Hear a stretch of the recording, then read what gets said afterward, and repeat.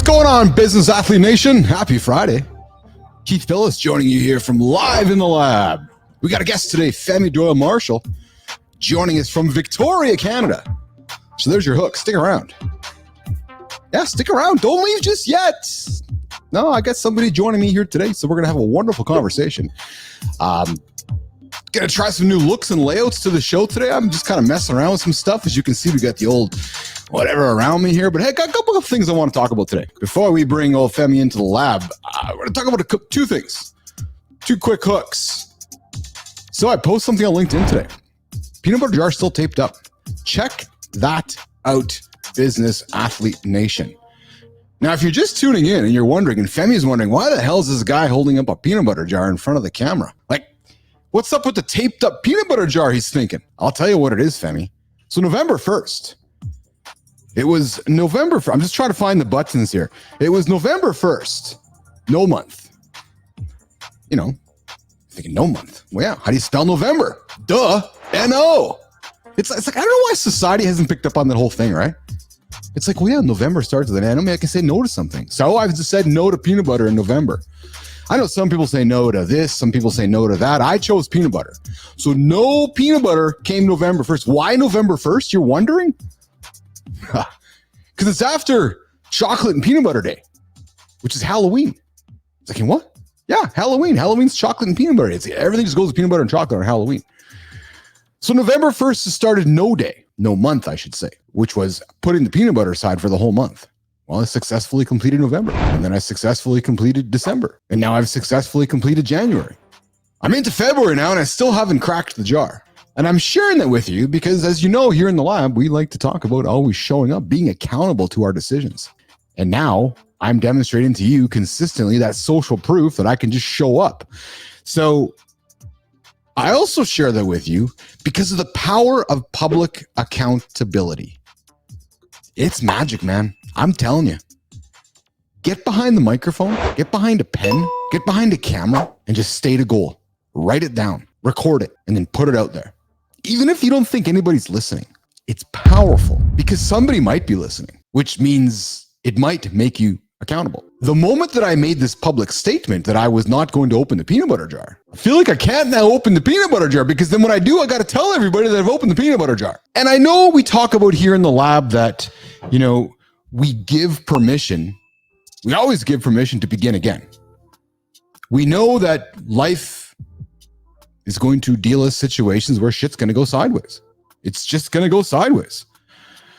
And we know that when that happens, we have permission to just begin again. Meaning, when I crack the jar, I know that I'm able to start again. The problem is, maybe it's not a problem. The reality for me right now is that I can't. I'm feeling great. My body's feeling great. I'm consuming less calories off my tablespoon. You know, just the old idea of, you know, Glenn Bruce called me out this morning. He's like, Keith, just one scoop. Glenn, I can't do one scoop. Femi, can you do one scoop? Fuck no, man. One scoop leads to 10. 10 leads to 100. One scoop's 100 calories. 90, actually. I can do 10 before you know 1,000 calories. Not even 30 seconds. Honest to God. Right? Before you know it, you're going from a 30 waist to a 38 waist. You're up to a 46 waist. Yeah. And I know it's not about waist size, but you got to have measurement somewhere. And the peanut butter's got to sit somewhere. So there you go. I've stayed off the peanut butter. We're into February. No peanut butter still. And I don't know, Glenn. I don't know if I'm just going to have one scoop. I don't know. So there's my peanut butter rant for today. Other thing I want to tell you guys, something we're cooking on here in the lab. The Academy. Our goal here is to launch the Business Athlete Performance Lab Accountability March 1st. You're thinking, what's the Academy, Keith? I'm wondering how much I'm going to tease. Femi, I'm wondering how much I'm going to tease. Maybe you're going to ask, so Keith, what's the Academy about? Well, the Academy is a place where you're going to learn how to become accountable. You're going to learn self-belief. You're going to learn self-confidence. Over 100-day stretches. I believe in the power of 100 days. I'm going to show you how to achieve a big, hairy, audacious goal in 100 days while only achieving 90% of it. Yeah. You're thinking, holy shit, really? Yeah. I'm gonna give you 10 free days, 10 days to slack off, 10 days to fail, 10 days to learn, 10 days for feedback. I believe if you achieve 90% of your goals, you'll achieve 100%.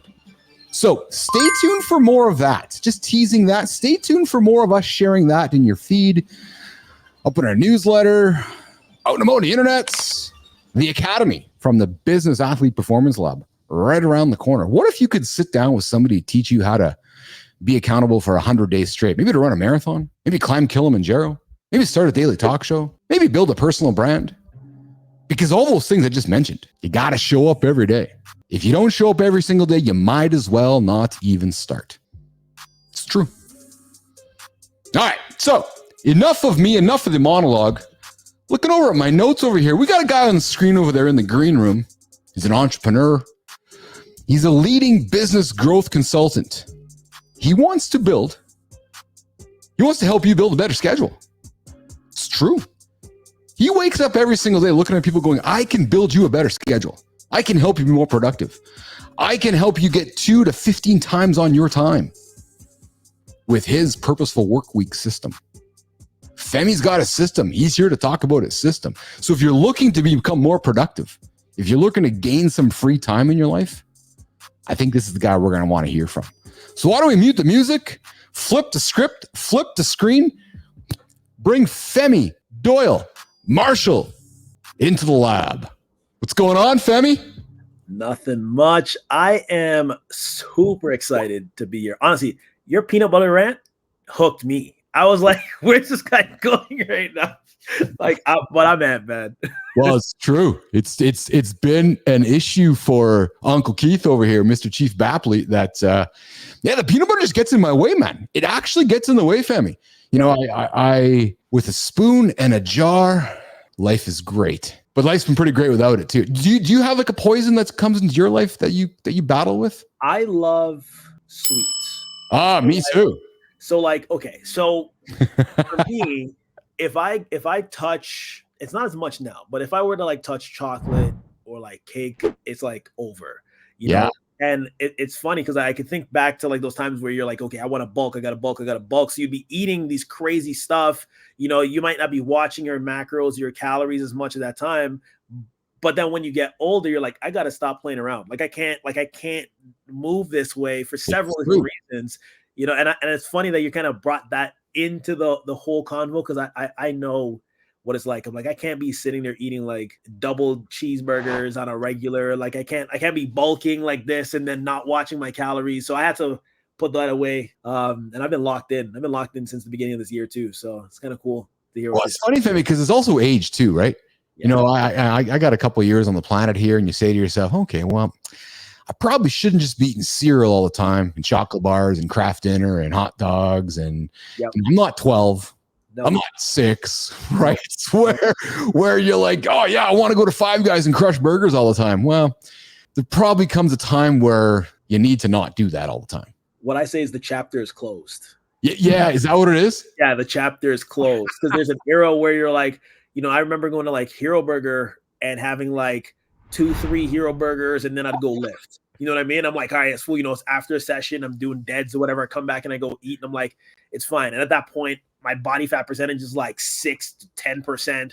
And I'm like, oh, it's nothing. And then you realize, okay, maybe I need to actually track this a little bit better. Maybe I need to like cut back. And what I found that's really shifted in the last few weeks for me personally, it's cool to hear that you leveraged, you know, Halloween time and candy and into November to kind of cut that off.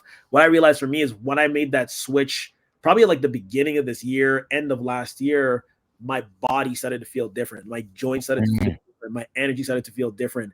I would wake up and I'm like, okay, I lifted yesterday, but I still feel good. Like I don't feel like how I would feel if I'm eating sloppy and kind of crazy. So I share that connection with you. Just don't bring chocolates or a burger around me. That's dude, let me tell you something. Wait till you hit 50 and everything starts to creak and croak and squeeze. 47. I had a friend of mine who was 56 at the time. He said, hey, Keith, when you hit 50, man, things are going to change. I'm like, come on.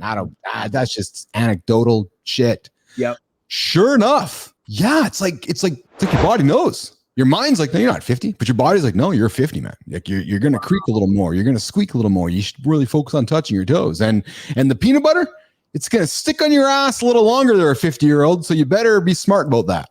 I'm going to keep that in mind. So here's my question. Like when you hit that number, did you start finding your old athletic or strength-based injuries that are flaring up more? Or like it's kind of constant? Like I have to know because I'm like 35 right now. So So I'll tell you, things do hurt more. And I know they become a little more annoying. They become aggravating. Like for example, I've had this thumb of mine for some reason, it's been driving me nuts. It's not, and it's there's no reason for it, but it's like, my eye, I don't know if I have no reason why. And I'm only sharing with you because it's like one of those situations where you're like, I think it only has everything to do with my age. That's the only reason it's sore. It's aggravated. It is actually being a pain in the ass right now. But I only think it's because I'm going to be 52 next month. But I will tell you, Femi, that you will find that recovery takes a little longer. I still lift heavy. I love lifting heavy. I know we've been talking about lifting since we started this chat. Clearly you're into that, and that's what the business athletes is all about. You got to start your day in the gym. I love lifting heavy. I love lifting up heavy things and putting them down. And you know why? Weight and the gym are the two most honest places on the planet. Yeah. Because 45 pounds to you is the same weight to me. Yep. 45 pounds to your skin color is the same 45 pounds to my skin color. Right? 45 pounds to anybody walking in the gym. It's 45 pounds. It's 45. Right? It's the great equalizer. Right? And then when you get under a squat, Femi, that's the ultimate equalizer, right? Because you have one of two choices. You can bail. Or you can fucking grind it out and stand up.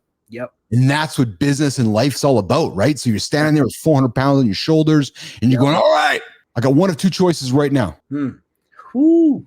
That the line you just brought in actually reminded me to when I was in the studio with one of my other businesses. I was working with one of the coaches at a time, and we were just kind of like outside working with clients, and we were wrapping up. It was like the end of the day, and he was just talking about what's going on in his life. Just like stuff was tough. He was a student at the time, and I'm just listening to him. I'm kind of like his older brother at this point. Yeah. And he was like, man, I don't really know what to do. And I'm like, this tied directly into what you were saying. I'm like, you got three options. You can give in, give up, or level up. Those are the three options. There's no other way. You can give in to what's happening, give up, throw in the towel, say I'm done, or you can just hit that other level. And I think back to those times of me pulling like 3-4 plates on a deadlift, me like doing like bench, like, I'm really at the bottom of this thing. What am I going to do? Same mindset in business, same mindset in training. So very strong connection in that. It absolutely is. Anybody who says to me, I want to be an entrepreneur, I'm like, fuck, go climb a mountain, go do a bodybuilding contest, go to the gym, go run a marathon. But I'll see you tomorrow at 6 a.m. in the gym. Yeah. Oh, I don't like the gym. Okay, well, then you're not going to like business, or you're not going to succeed in business, because you're going to have to figure out how to like that to succeed at that. Every metaphor that happens in the gym is what happens in the real world in business, man. I don't care what you say. And that's, it is, magic happens first thing in the morning in the gym. Simple as that for me. And that's how you move forward. Because once you can get through that, you can get through anything. I think the way that I would look at it is it's a competitive sport, but you're competing against yourself. 100%. Well, it's accountability sport, right, Femi? It's a show up sport, right? It's you got to show up every single day. Because nothing will happen if you don't. And it's so interesting. You might as well not even bother, right? If you're just going to go every now and then, that's like somebody said to me, well, Keith, I just want to dabble on LinkedIn and build my personal brand. Okay, I'll see you later. You got to show up every day. Like, you might as well not dabble. You might not. So if you're just going to go to the gym every now and then, well, then fuck, don't even go. Just don't. Yep. I'll tell you what, show up every single day and then figure it out instead of only going every few days. So here's my question on that, right? Like when we talk about showing up every single day, does it matter what you do, or does it matter that you get something done? The latter. Get there. So I'm not telling you got to lift heavy weight every single day. To me, the metaphor of the gym, Femi, is mental, emotional, physical, rest, recovery. The gym's where you also rest and recover. Right. So some days you're going to go there just to rest. Some days you're going to go there to recover. Some days you're just going to go for a walk. Some days you're going to go for a stretch. But you got to get there.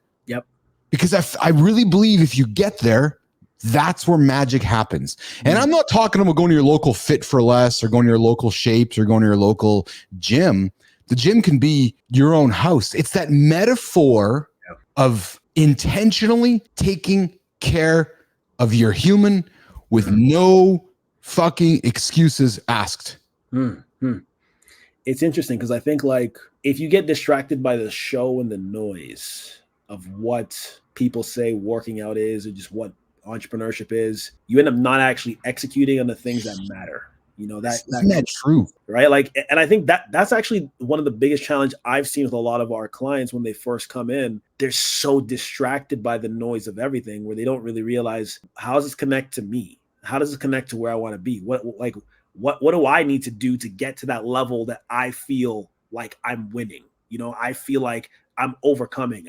Most are not even aware of that. And I think even connecting to one of my earlier books, you just got to unplug from all of that noise and just submit to the process and be accountable, find accountability. It's crazy. All the stuff you kind of talked about earlier is a lot of the stuff we talk about with our clients. Like, you know, if you don't have accountability, if you don't have anchors, if you don't have allies as you're going through this thing, you're going to still be in that loop of being pulled and distracted by the noise that's out there and not do the things you need to be doing, you know?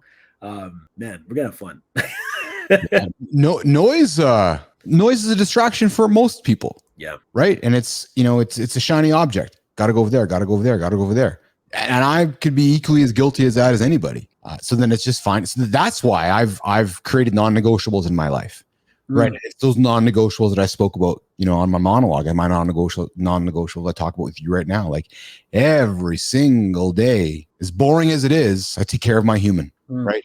I run towards the fire. I hate running, Femi. I fucking hate it, man. My body's not built for running. I abhor it. I've ran 3 times this week. Wow. Why? Because I hate it. And I know that I hate it. It makes me younger and it makes me stronger because science shows that.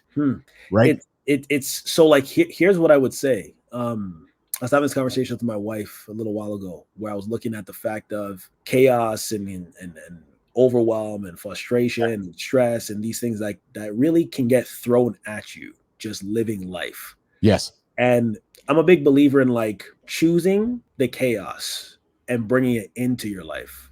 Yes. Right. So like, what are those things that can be challenging, can be stressful, can feel overwhelming, but in the next 3, 6, 12 months, you're on a whole other level, right? What are those things that you can actually commit to that most won't, that can actually transform what you do and transform where you are? I think that's kind of that example of running into the flame, running into the fire. It's are you choosing to create these challenges, the chaos that you can control so that you're actually becoming a better person and putting tools and resources around you so that you're accountable to execute on these things on a consistent basis. It's easy to get lost and just be like, you know what, things are hard, I'm not going to do it. But, you know, I think for being a human being, you need those challenges to actually feel fulfilled and grow and better yourself. I've certainly learned from doing this show, Femi, that the world does take all kinds of human beings to make the world go round. Yeah. Right. And there are certainly some people that will have no interest in how we're speaking, no interest in our methodologies, no interest in our thought processes.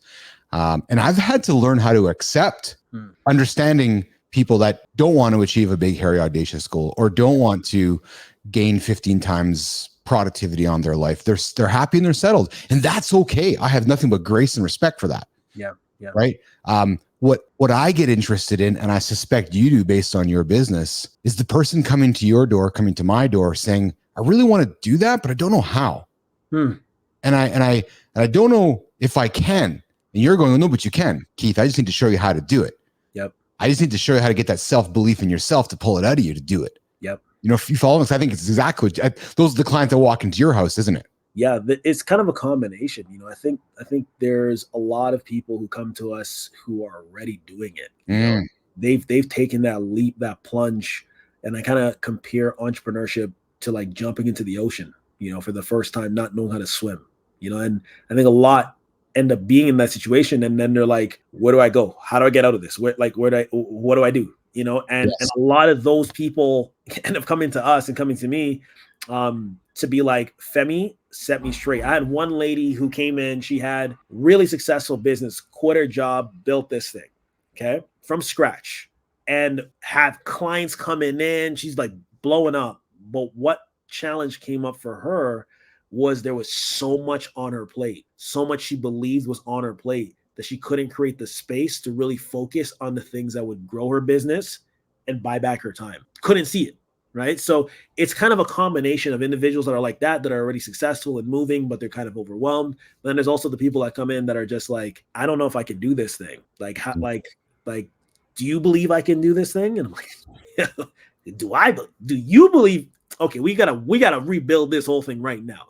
So yeah, you're spot on. You really are. Femi, let's be less generalistic. Out of 100 clients walking into your business, yeah, what's the percentage of male versus female? Ooh, right now is like 90% female, and I'll tell you that's a targeting thing. So that's not because I can't help men. That's really not because I can't help men. I realized, we're gonna unpack this. We're gonna have fun with this. I realize a lot of men, including myself, when it comes to accountability, shy away from it. A lot of men may not actually say like, man, I need help. Like, I don't actually know what to do. You'll tough it out. But if you think about that in the gym, right? In certain situations, if your technique is bad and you try and tough it out, you get injured. Like, but most people don't really take that level of awareness unless they have the right mentorship, the right coach, the right guidance in that environment, right? Like anybody who's an athlete who had an amazing coach, an amazing mentor, amazing team of people around them, they understood the fundamentals and then they could continue to move forward. It's the same thing in business. And what I often find is you don't really see that as often or as common in our pipeline of the clients that are coming to work with us, because it's this belief like, I can do this. I'm good. I know what I'm doing. And then you ask deeper questions and you realize you actually don't. Like, we need to fix how your pipeline is running for your business. We need to fix how you're generating leads. We need to fix how you're managing your time throughout the day. We got to fix how you're marketing, all of these things. And then a lot of times those that do check in, their business blows up and they start getting like 40K clients and stuff like that, right? But it's being able to realize you don't have all the answers. And I think it's kind of challenging for most dudes to be like, man, I don't know what I'm doing. Like, that's hard. That's hard to say. It's hard. It took me years before I actually was able to say, hey, I don't know what I'm doing, and get the support I needed to get to where I am today. Fuck, man. Some days I wake up, I still don't know what the hell I'm doing. That's it. Well, Femi, I've done a horrible job of having the audience care about you. And what I mean by that is that having the audience go, who the hell is this Femi Doyle Marshall guy? Like, why should I be paying attention to what he has to say? So here's a chance for you to tell the audience why they might want to be interested in what you have to say. Who's Femi Doyle Marshall? Femi Doyle Marshall, like you said earlier, is a business growth consultant, time management coach, co-founder of Reboot X Academy, which is a growth consulting agency for entrepreneurs and organizations. That's just a real shiny way of me saying, I'm that dude that you go to when stuff's not working, right? I'm that dude you go to when you're like, I don't know how to make sense of this business model. I don't even know what a business model is. How can I build one so my business is profitable and I am not stressed spinning my wheels? We work with B2B, so big organizations. We work with organizations that are making millions of dollars, people that might be in the startup phase, but then we also work with entrepreneurs and business owners who are just like, how do I hire the right people? How do I actually outsource stuff to my team? And what's really cool about it is, a lot of the clients that we've worked with, some of them come from being consultants themselves. Some of them are coaches. Some of them have service-based businesses. But the key thing is they either want to make more money or they want to control their time. Like they just want to control their time so that they're in a better place. And we do that really well in a short amount of time for a lot of our clients. And we do that in a way that allows each person to get what they want, out of their schedule. I think it's very easy. I was on another show a little while ago where I said, it's very easy to think that when we talk about building a brand or building a business or doing things, we just got to pack our schedule. And then that's how we become effective. But there's a better way. Like there's a way better way for you to work less and get more done. So, and from your POV, what is that better way? Knowing what your P2 KPIs are.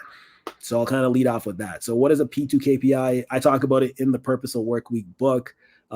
It's your personal and professional key performance indicator, right? I think most people, like we said earlier, operate on this kind of like, what's the world telling me I need to do? Instead of going on this internal compass of what do I actually need to do? Right? How do I build proper infrastructure for this brand? How do I create more space to take care of my physical health, my mental health, my spiritual? How do I do those things? the better you get at flushing those things out, the less overwhelming you'll feel when you look at your schedule, because you'll start eliminating stuff that don't even belong there anymore. Big time. Interesting, because I don't believe in SMART goals. I talked about it a little bit on the monologue. Yeah. I believe that SMART goals are rooted in the days of the factory and the lunchbox. I believe they're rigid. Yep. I believe that it's one of the big reasons people aren't accountable. Yep. Is because they think everything has to go into a box, and if something doesn't fit inside the box, they automatically fail. Holy fuck! So you know, I'm not going to do it. Nope, I'm not going to do it because I'm already going to fail. Yep. So I developed what I call flexible goals. They're fluid. They're lean. Yep. They're expansive. Yep. They have an X factor. But what they really rely on is they rely on a moralist. So how I believe flexible goals work, Femi, is that you have your ultimate goal. Boom. I want to climb Mount Kilimanjaro. There's my example. Okay, great. So I got to do a lot of things to do that. Yep. But the ultimate goal is to climb Kilimanjaro. Yep. So over my period of time of training, I'm going to add things to my more list, and I'm going to add things to my less list. In other words, I'm going to take things off lists that move around. Yep. While I'm ultimately moving towards the one goal. Yep. So I'm going to manage two lists. Some activities I'm going to do more of. Some activities I'm going to do less of. And every single day, those lists are going to fluctuate and change. But I'm always focused on getting to my goal. What is cool about what you're describing in the Purposeful Workweek, I discuss a few things that I think really fit into that concept and your framework.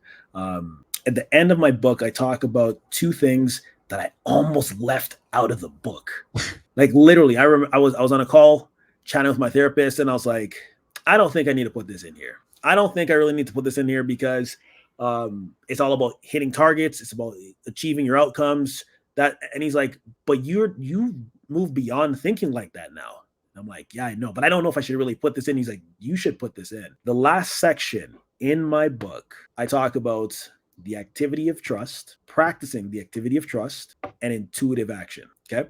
So what do I mean when I say this, especially when we talk about your schedule, especially talking about hitting that big goal of like trying to get to Kilimanjaro? If you already know what your goal is and you already have those lists of activities that you need to complete and you need to commit, whether it's consistently or it's infrequent, we can modify it. If you're practicing the activity of trust, you already know that what you're doing is going to get you there, right? Mm-hmm. If you're utilizing intuitive action, because that vision you have, you're locked into it, you're actually going to hit that goal without even realizing it by just what you do. You wake up, you're on a podcast.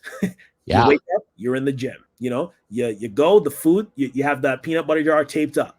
You know, the meal you got, high protein, lower carbs. You know, like you have your veggies in there. You're already locked in. You're like, okay, you know, I'm going to go and play ultimate Frisbee this coming weekend. I'm doing that every other week. This automatically becomes a part of you and it no longer feels like work. Yes. You know, so we're talking the same language, man.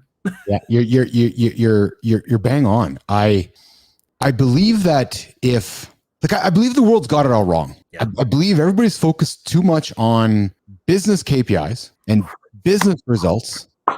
Let's go. And if we spent more time focusing on the human KPIs and the human results, the business KPIs will follow. Let me give you an example. I was talking to a young lady before our call here today, and we're going to do some work together probably this upcoming month. And she says, well, Keith, she says, I'm going to be tied up all week with a friend of mine that I haven't seen that's coming in with me this week. I'm like, awesome. She goes, yeah, but it might affect my opportunity to work with you. I'm like, but our goal is due March 1st. She's like, yeah. I'm like, so go have the best time with your friend. Go have the most awesome time with life. Because now that you know that we have a goal to achieve, I know that you're going to figure out how to achieve it. Yes. You don't need me to why are you spending time with your friend right now? You're supposed to be working for me right now. Actually, no, you know what? If I hired you, Femi, I'd say, hey, Femi, why don't you go on a trip right now? What do you mean, Keith? I got to go to work. Yeah, go climb a mountain. Once you climb the mountain, let's go to work. Because if you climb the mountain successfully, well, then you're going to successfully get shit done for me at work. Yep. Like the world is backwards, man. People saying, oh, we got to have a Friday meeting at 5 o'clock. Really? No, actually, a Friday meeting at 5 o'clock don't work because on my deathbed, I'm actually going, why did I go to that Friday meeting at 5 o'clock? Yep. My boss was an asshole. Like, yep. You're right. You know, I think this actually ties into one of the campaigns we're building for the Purposeful Workweek book, tying to cancel the hustle culture. Yes. that mindset. And that what I'm realizing. And so we haven't even really talked about how the Purposeful Work Week was formed and why I built it. But it came from that mentality of like, I'm going to have that 5 o'clock meeting, and I'm going to have that 5 o'clock meeting, and I'm going to have that 5 p.m. till 8 p.m. And then I'm going to take an hour commute home. And then I'm going to see my wife for like an hour in between my dinner, then go to bed and then burn out. And that actually created a lot of the challenges that formed the Purposeful Work Week. So I ended up working at a very high intensity as thinking like an athlete. I got to grind. I got to do this thing. And it ended up putting me in a position where I ended up in a hospital, right? Couldn't work, couldn't move, couldn't do anything for a month. And I really had to reflect on how I was moving and being like, is this the most effective way to build my brand? Is this the most effective way to work? There has to be a better way. There has to be a better way. And I think you kind of touched on it. Like, if you're sitting there on your deathbed, are you going to be like, man, that was a great meeting? Like, is that the thought process that's going to go through your head? Or what are the experiences I've had in my life? Well, that's the problem, Femi, is we all talk about it. Everybody talks about it all the time. Oh yeah, when you talk to people dying in the deathbed, they never regret going to that extra meeting. So I've been saying to myself lately, well, then why the fuck aren't we doing something about it? Like, why aren't we calling out leaders and other human beings? Like, somebody's got to be the one holding all of us as humans accountable to it. Yeah. Like, someone's got to be holding. So that's why I'm really happy that the world right now is shifting to work anywhere, results focused, not the office. Like, that's how work is not defined by geography or by a physical location. Listen, I know some work is. I understand that to build a car, you got to go to a factory. I understand that for the guy to change my furnace, he had to come to my house. I understand that. And I'm not trying to be ignorant of the kind of work. But ultimately, it's really about the results. And as the world continues to move to a digital world, the results are really ultimately all that matter. It is all that matters. Yeah. How you get it done. If you can get it done in an hour and I'm taking 20, show me how to save me 19. It's funny because I think that's not normal. That's not normal. I was on a client call yesterday where we were discussing that mindset of just working more and working more and working more, and the belief that working more is the only way to solve a problem, right? And what that kind of produces. Like, what if you could do that exact same thing faster by working less? What if you can utilize technology, right? Yes. What if you can utilize the support of someone else, right? What if you can reduce your load by literally committing to yourself to not do things that are not productive or conducive to where you want to go, right? By doing a personal audit, looking at things and saying like, maybe this fit for me 5 years ago, but now it doesn't, right? Like, there are these things that I believe most don't even consider. If you're stuck looking at the world and just like, all right, let me just do what everyone else is doing, and this is the blueprint. But wait, nope, no, I'm sick. Like, yeah. There's certainly that's why I have been really excited about AI and large language models and chat GPT, et cetera. It has allowed it's not replacing anything that I'm doing. It's only giving me the opportunity to do more and scale the business quicker and more effectively, right? So it's these tools enable us as human beings. But I will also tell you, I've needed more human beings more than ever now too. Yep. There's value in the connection of others. And I think specifically coming out of the pandemic, it's been kind of like a paradox, right? Like, there's one side of you don't need people. And then there's another side of like, you actually need a lot of people, right? That's happening at the same time. And I think, once again, the more you reflect on how you're operating every day, you can start assessing where each of those things fit in. So you might need more people for certain aspects of your brand, your business, your life, but then you might need less in another area, right? It's actually looking at what's going on every single day, every single week, every single month, and then assessing in that year span, like, okay, maybe I need to do something different. For example, you talked about creating a lot of the content and maybe doing a lot of the stuff for the brand and the business that really built it up to where it is now, and it's growing, it's thriving, and it's hitting that next level. But then there might be a need for someone else who can oversee and manage that, because that's not your role as a CEO and like the founder of the business. You might need to switch hats, and it's all of these tools. And I think the journey of entrepreneurship and the journey of that even coming out of being an athlete, you learn how to adapt. And I think that's the one thing I would really stress for anybody is you have to learn how to adapt to no matter what's happening around you. And the fastest way to do that is having the right people around you to do that as well too. Femi, what's the most common problem somebody comes and knocks on your door to solve? Too much work. Define that to me. So sometimes people come, probably 80% come to us. They're busy every single day doing what I call worry work, right? They're doing these tasks, these activities that they perceive as important. They think if I don't get this done, my whole business will crumble. When in reality, they're not even doing the primary activity that would allow them to outsource that. A lot of people come to us in that state. Even if they have a business and they're working a 9 to 5, odds are they're so worried and consumed and busy focusing on other things that they don't even realize they're focusing on the wrong thing. So a lot of people come in, they might be, for example, let's say you have a brand in the business that's in consulting. We'll use consulting because that's probably like the easiest one for me to think of right now. Let's say you have a consulting business, you're a financial consultant, that's your brand, that's your business, okay?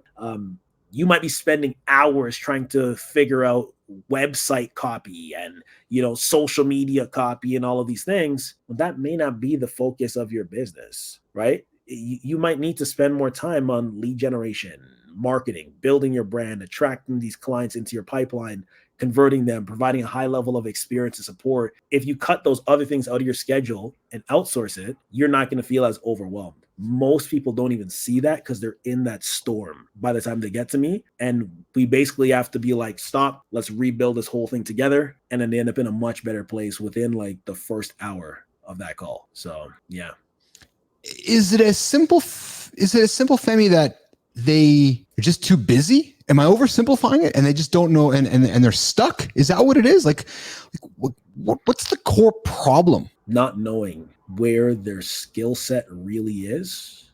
I see what you mean. And not knowing how they can best serve themselves and their business. Right. Every single person, they would think, oh, if I don't do this, and then they crash. Yeah. And then they go right back to the same thing once they get a little bit more energy, but that's not where they're supposed to be. Like that's not where you're supposed to be. This is really helpful for me right now, Femi, because I'll share with you, so as I'm building the business athlete performance lab here right now and looking at our month of February, and we're looking at our goals this month, and I'm saying to myself, okay, well, I can build that. I can build that. I can do that because I know how to do it all. Yep. Then I had a level of mature awareness yesterday. I was like, fuck, really? Is that the best use of my time doing that? Or is the better use of my time finding a smarter human than me? Yep. And then empowering the hell out of them. Yep. And leading them even bigger and better. Yep. To get our goal done. Yep. So I did the latter, but it took me it took me some of my own conversations in my own head to get there. You're lucky though. A lot of people don't even get to that point. So like, I'll tell you an interesting story. We had a client who was working a job, 9 to 5 job. It was like a marketing consulting business they had, right? Marketing agency. Yeah. And we're just kind of chatting, and our first call, it wasn't even really about seeing if they could work with us because I was just talking to them to see what they do, right? Then in the conversation, I realized like, wait, I can actually solve like all of this person's problems, right? Yes. So they're like, all right, Femi, let's hop in. Let's actually do something. So they signed up, started working with us. And I remember this one conversation we had. They were like talking about how they're building the brand out. They're attracting some clients in this industry. The clients they were securing were like 25 to 5K per month. They were like really starting to build this thing. I'm like, sick. Okay. So kind of tell me what's the challenge. Like, I don't know how to really generate more leads because I feel like I'm spending a lot of my time generating these leads. And told me this big complicated process on how they were using to find this email, cross-reference the email. And this is the person who's making 25 to 5K per month per client. Okay. So they're telling me this is what they're doing. They're trying to find this email, cross-reference it. And I'm like, hold on a second. How much are you getting per client? He's like 25 to 5K, depending on the offer. And they might be with me for like 3 to 6 months. And I'm like, and how much time is it taking you to find those emails? And he's like, it's taking me maybe like, I got to do like an hour here. And it was like a crazy amount of time because he has to cross-reference and make sure these are valid emails. And I'm like, so correct me if I'm wrong. If I were to just simplify everything, 1 hour of your time is probably worth like $5,000. And he paused. And I'm like, how much do you think it is to find that email? How much time? How much money do you think it costs? I'm like, it's like a $15 job.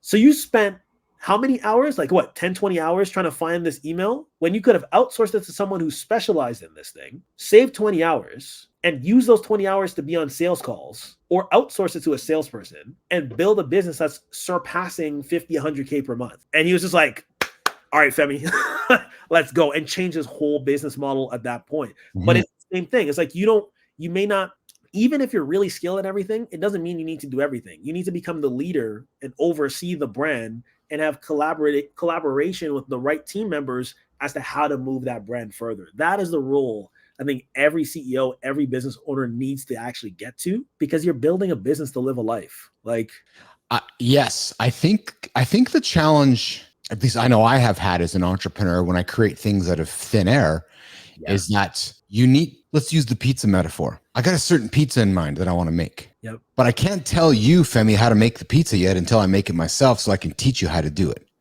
Yes. But the problem is that if I keep making pizzas and never have the awareness that I have to stop and delegate it to somebody else so I can go on to the next stage of the business, that's where I believe entrepreneurs get stuck. Because I know as I've been building the lab, it's taken me longer on some parts of the business that I would have expected, because I've needed to do it myself. Mm-hmm. So that I can then show you how I want it done for the future. So for like all this branding and everything we have so far has been out of thin air, out of this brain. It's only been over the last few months where I have been able to delegate it to others. Because I've learned how to make the pizza myself. I've learned how it tastes. I've learned the thickness of the crust. I've created the system, right, Femi? I've created the recipe. Now I can hand it off to scale it. That to me is where you got to find that person who's like, okay, I've done this, but I don't know how to get to the next spot. That's exactly what you're saying, right? That's spot on. And I think that's people that are there are in that sweet spot that I love, because they actually fully understand. I need to stop holding on to this pizza. Like I know the pizzas I make. Okay. And I'll take a step back and come back to this, but I'm going to go back. I know the pizzas I make are delicious, but if I need to serve 100,000 of these things, I could probably get 50 done. Right. Yes. There's no way for me to get 100,000 pizzas done by myself without literally putting myself in the grave. I got to work differently. And what was so interesting about kind of this train of thought is, with my first brand, my first business, which was a physical fitness coaching studio, I built it by myself. It was like me. I'm here doing this. I'm running the sessions. And I came to one point where I don't remember what it was. It was actually me getting ready for my wedding. This is actually what it was. Yeah. I was like, I want to go on a honeymoon. How is this business going to run? How am I still going to make money if I'm not running these sessions? Right. And when I had that realization, this would have been in 2018, right? I was like, things need to be done differently. I ended up creating an entire system that coaches, trainers, consultants in that industry would follow my framework to facilitate everything. And the second I did that, I unplugged and I was able to not even be in the studio anymore, right? And I think most people don't even end up at that point, because they're still trying to make the pizzas. So and this is literally the conversation yesterday, because you're still making the pizzas, you don't even have the time to look and be like, wait, how do I stop making this? Yes. Right? Most don't. That's exactly it. Right? Like most are like in that state of like, let me make it. Okay, I can make 100 more. I can make it. And then you end up like, I can't make any more. And then that's it, So yeah, like I think when someone comes to me, they are so good at making their pizzas. They're like, I don't want to do this anymore. Not that I can't, but I don't want to. How do I scale to get somebody else to help me? Right. Yes. And they get the greatest return. I had a lady who basically came in last year. Now it's going to be a year she's with us. She basically 10 to 15x her business in 30 to 60 days, hired her daughter to work remotely. So her daughter quit her job, worked remotely with her so she could be with her grandson, right? Yeah. Then hired another person on the team, and that person is now overseeing the entire organization. And that was in less than a year. Like literally we're wrapping up 2023 discussing, okay, what do we need to do to secure like 5-figure, 6-figure contracts for what you're doing? Because you actually now are no longer doing this, and we're mapping out our organizational chart literally last week. Like all of these things is what you need to do when you want to stop making pizza. like that's kind of the mindset, you know. And I love being able to help people do that, because I think the bittersweet is like the bitter is I actually have to go through being burnt and being in the hospital to understand to not work that way. But the sweet is I get to see other people not have to go down that path now. Like that's the sweet of what I experience every single day, just working with clients and being on these shows and connecting with cool people like you. Thanks, Femi. Man, we're coming up to the top of the hour here shortly. I can't believe we've been chattering that long already. I know. What should the audience know about Femi Doyle? What should the audience know about your business? Is there anything that we have not asked, we've not talked about, we've not put on the table that you wanted to make sure the audience knew about before, you know, we said goodbye today, Femi? Yeah, I think like the big thing is I believe if you are an entrepreneur, if you're a business owner, if you're a business leader, you need to get a copy of my best-selling book, The Purposeful Workweek. Like I think when I wrote that book, I didn't really understand the impact it would have in the lives of business owners. And I didn't really understand of how it can really help you simplify what you do, but it does. It allows you to look at your schedule in a more effective way and not try to cram it with things that don't make sense, but also shows you how to do things that really connect to your human side, what you want personally and professionally. So definitely you can go look on Amazon, Purposeful Workweek, Workweek, one word. You'll see the book. It's there. Grab a copy, grab it for a friend, grab it for a loved one, grab it for a business owner, you know, send it to them because it will really transform their life. So there's that. You can also take a look at us online. You can go to rebootx.com, which is our official site. If you want to connect with us, connect with me, all my details are right there to apply, have a call, see if we're a good fit. And I would just say, like, if I were to leave you all with something, just know that the brand and the business that you're building is there to help somebody. And the better you get at allowing it to help you, the more people you can help. So don't think that you need to slave and put yourself in excruciating pain to really get to that next level. Really refine how you're working and build this brand so that it can serve you and serve the clients that you really wanted to. That's kind of what I would say. Awesome. Hey, Femi, what did you get out of our conversation today? Accountability, man. Like I think I'm gonna go all in at a higher level when I really look at the systems I've built inside of RxCAD, RebootX Academy, for accountability for myself and for the clients. Yeah. I also would say just my outlook to committing on things. You know, you said something at the beginning of our chat of the power of social proof, not just social proof, but showing people like, hey, this is what I'm gonna do. Right. That is actually how RebootX Academy was built. And I think I put that on the shelf from like 2020. Didn't really realize like, hey, I could actually do this in other areas. Let's amplify this even further. So those will probably be the two big things, you know, sharing more of my story, sharing more of the things I want support and commitment in, and really leaning into the accountability for all areas of my life and business. That big takeaway from you today. That's awesome. Thank you for that. Yeah. I got the same. I really enjoyed your energy. I enjoyed your perspective on things. I enjoyed hearing about your experiences, and I'm pleased to hear that those words resonated for you on, especially on the public accountability side of things, Femi. Like it's really, when I sat down to start this show and somebody said, hey, you're doing a podcast? I said, no, I'm going to do a show Monday to Friday, noon Central Time. I'm going to do it live. Like what? Every single day? Yeah. Holy fuck, that's a big commitment. Yeah. And that in itself, when I made that declaration, was powerful for me, because it was like, okay, so noon, I've told people I'm doing this because I'm a talker. I'm a sales guy. I talk all the time. I like to talk. I like to get excited. But then to be able to show that I was going to do it all the time became really powerful. And then during Christmas, my wife says to me, she goes, Keith, is it really empowering to show up like on Christmas Day at noon when nobody else is? When no other personal accountability or branding coach is all done recorded stuff? I'm like, yeah, I'm here.